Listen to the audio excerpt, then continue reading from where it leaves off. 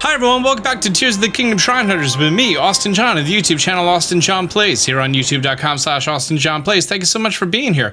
And today we're going to be taking a look at the Hebra Mountains, and specifically the Rospo Pass Skyview Tower. So far we've already done Central Hyrule, the Hyrule Ridge, the Tibetha Frontier, and also the Great Sky Island. But now we're going to be taking a look over here. There are going to be 5 shrines that are going to be visible from the sky. We're going to be doing those first, followed by the ones that you cannot see, which are star icons, including this one right here, the top left, and down here. So order is going to be on screen of the ones that we're going to be doing in the order that we're going to be doing, with the 5 being visible, followed by the 3 being in caves, followed by the 3 in the sky. And for some reason, I seem to like going in order from lowest to highest, so let's start over here at the Rito Village at the Gatakis Shrine. And this is going to be Ride the Winds. This is a fairly straightforward one that just pretty much you go down and then you ride in some winds, you avoid a laser grid, and then you make your way into the next room. From here, this is going to teach you about the mechanics of skydiving against wind. And there's going to be a big old ice to crack over here, which is going to lead to another room with some more winds. And using a combination of paraglider and falling down, we're going to see that there's going to be a chest over here that we need, containing a strong construct bow. Nice. I'm going to replace my regular construct bow with a strong construct bow. After this, I'm going to avoid all of the constructs altogether and make my way into this caged off area, and we are already done with the shrine. Up next is going to be the Sahirow Shrine, and this is Aid from Above. This first obstacle is pretty simple. You just hop over the laser, or otherwise you fall to your death. Now, here's a little pro tip. Every time you're in these shrines, activate it anyways, and just see what happens. Because sometimes you're gonna actually need to go down one of these. Or ones like this, that the floor is underneath the laser grid. So from here, all you need to do is just crouch down and make your way through. By the way, here's a neat little thing. If your weapon is super long, it will not activate the laser, so there's that. I was like, immersion broken. Hop up here, paraglide down. From here, we're just gonna ascend up into this platform. Next, we're going to crouch down under this laser. And here's a neat little thing. We're gonna be grabbing this cube, putting it forward to activate this laser, which is then going to give us access to the bonus chest back here. And that's a spicy elixir. As we make our way into our next room, there's going to be a tight passageway. First, we're going to hop over this laser. Next up, we have this one coming at us, and we're going to duck down. I feel like this is a scene from Resident Evil. You guys saw the Resident Evil movie, right? Am I thinking of the right movie? Okay, and in this third one, we're just going to ascend up. I'm pretty sure it's a Resident Evil movie. Like the first one, there's a laser grid, and at the end, oh wow, surprise, now it's just gonna be like a slice and dice kind of laser grid. You let me know in the comments down below. Anyways, we're done with the shrine. And this is the Tauyosipun Shrine, forward or backward. It's gonna be a little obvious what we have to do here. You could either rewind them, or you could just use auto hand to just get them out of the way, but I'm just gonna go ahead and do that, which is then going to push them all out of the way for me, which is super nice. From here, we have this bonus chest who's just perpetually falling to his death, and we're gonna save him from that horrible nightmare. That's a strong construct bow. I'm gonna replace my strong construct bow with a strong construct bow. In this next room, we are going to take our ultra hand, and we are going to be putting it on the far side of this large ball over here. And then we're going to be using rewind on it. That's going to be using the motion to push it upward and into the holder. That's going to go ahead and open up the door for us. And in this last room, all we're going to have to do is wait for this orb to be right in the middle, use rewind on it, and then immediately cancel it so it falls flat down. In this last puzzle room, we're gonna go and take Ultra Hand, and we're going to lift this orb high and get ready to drop it into the holder. It's now in the holder. I'm gonna walk to the exit gate because I'm going to nail this, and because that holder is so very, very slow. From here, once it starts heading left, we're gonna be using rewind just on the orb itself, which is then going to take it out of the holder, and then it's gonna fall into the holder. Yep, called the both a holder. They hold the orb. That's what they do. And that's going to be our shrine complete. Fantastic. And this is the Eutoum Shrine, or I'm saying it wrong. And this is going to be a proving grounds.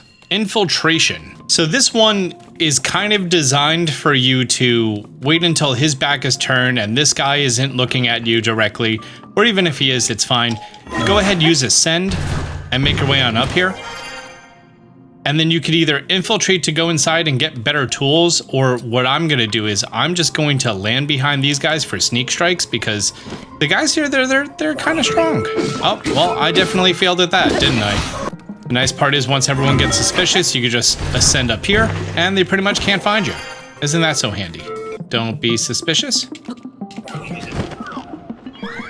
Oh, nope, I got caught.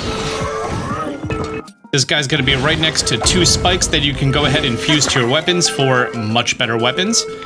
And once the much more difficult guys come on out, you can just ascend on up and you are in the clear. Now that all the constructs on the outside are taken care of, we could go ahead and make our way inside. And if we go from the right side, we're gonna be seeing these lasers here. All you need to do is just slowly go underneath. And let's just be conscious of where everyone is. We have one captain down there. We have one over there. And if you move too quickly, they will all hear you. But the good news is, if you go just slow enough, you could paraglide right behind this guy and get yourself a sneak strike. Oh, that wasn't enough to kill him. Well, good news. He didn't ring the alarm, so we are in the free and clear. And then we just go ahead and ascend back up to our safety platform. From here, I'm going to come behind this guy and get another sneak strike in.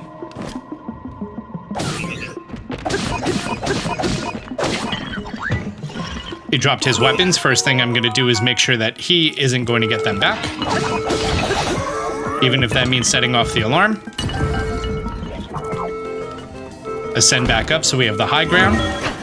This guy gave up on finding me so quickly. Wow, I can't believe it still gave me that sneak strike. Okay, I'm not mad at it, but there you go. Our bonus chest is going to be a sapphire. Very nice. And we are all set with this shrine. Up next, we have the Sisuran Shrine, which is outside. However, you can't really get it from here. It is going to involve a shrine quest involving taking down that frost talus over there. Hi, it's me, Editing Austin. I bet you didn't expect to see me in Shrine Hunters. Well, anyways, after dying, let's just say, more than once,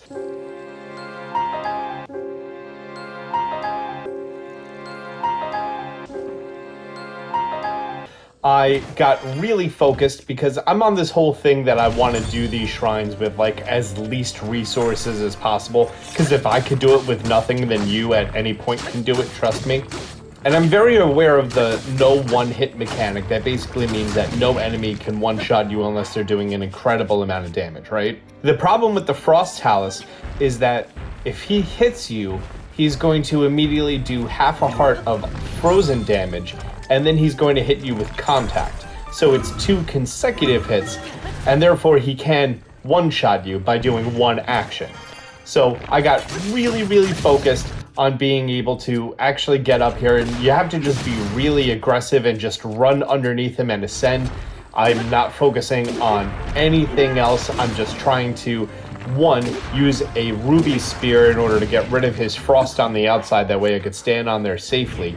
But if I had the Rito armor set level 2, then I'm unfreezable, I could have done that. But in this game, I didn't even get the Rito armor. I'm not even doing the Rito questline. And then using a variety of every single weapon that I possibly have, I'm going and attacking his one rock that he has. But yeah, you can do it. You just need to be aggressive. You just need to always ascend up. Don't worry about the hands. And I learned that if you recall his hand to his body, you're actually going to help him by refreezing his body. So don't do that. But yeah, I just did a very aggressive, I'm gonna run up to you and do my best to murk you kind of strategy. Now all we gotta do is walk this crystal over to the shrine, which after all that, that's just gonna be a blessing. Fantastic. With a sapphire, just what I want. More ice, thanks game. And that's our shrine complete.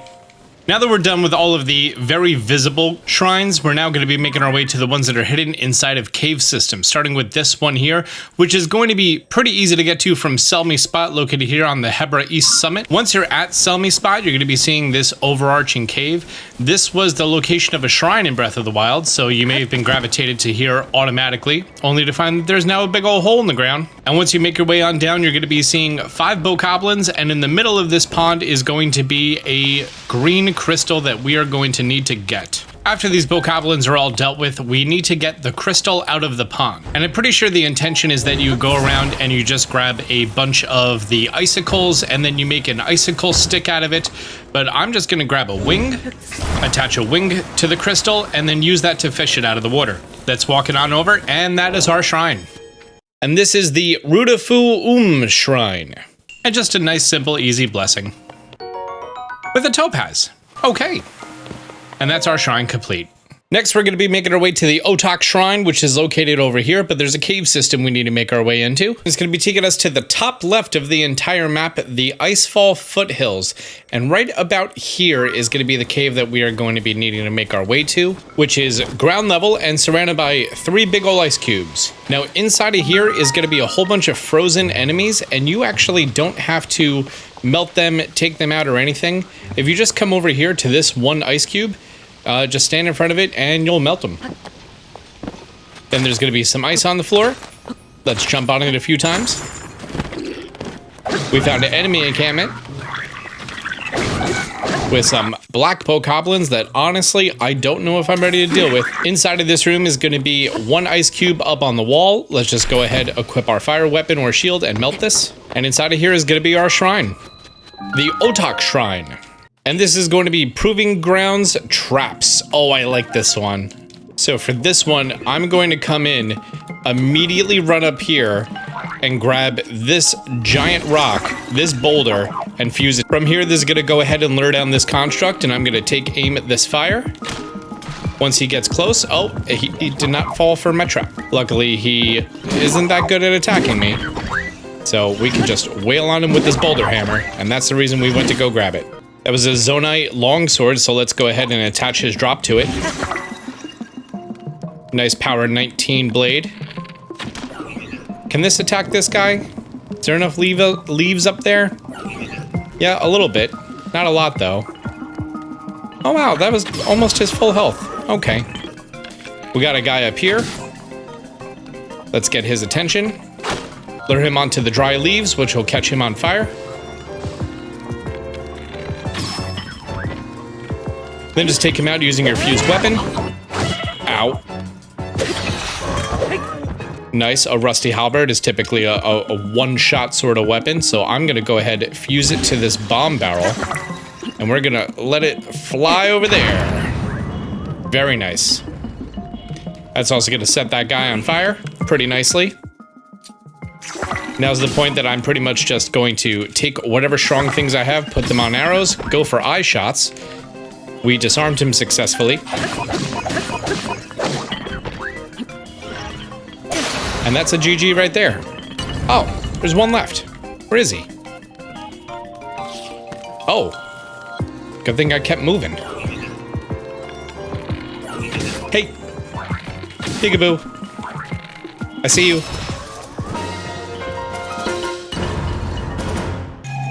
Let's go get our bonus chest, which is a mighty construct bow. Nice. I'm gonna go ahead and replace my knight's bow with this one, and that's our shrine complete. And the last cave shrine that we need to make our way to is just west of Rito Village, located right here in this mountain range. And I'm gonna be making my way to the entranceway right about here. Okay, I found it. It was not on ground level. It was a little bit higher than ground level. I should have been able to see it from the tower, but you know, crazy snowstorm going on. Haven't done the Rito quest. And this is the West Lake Totori cave. There is a cave leading to the back. Let's just head into there. And here is the shrine.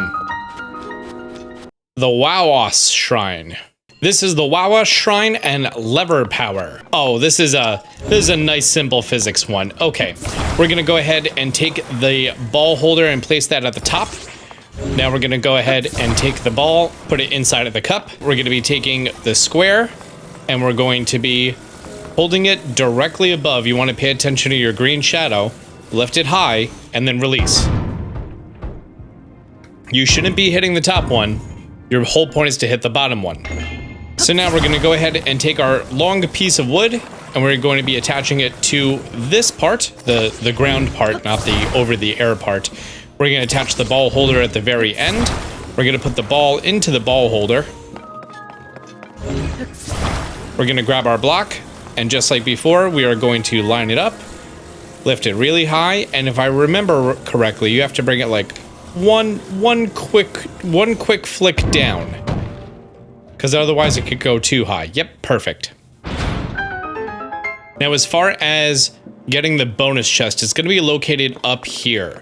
So all we have to do is put ourselves into the ball holder, grab the square, lift the square high above, and soon as we're high enough, we want to immediately hit the paraglider. We don't want that forward trajectory. We just want the height.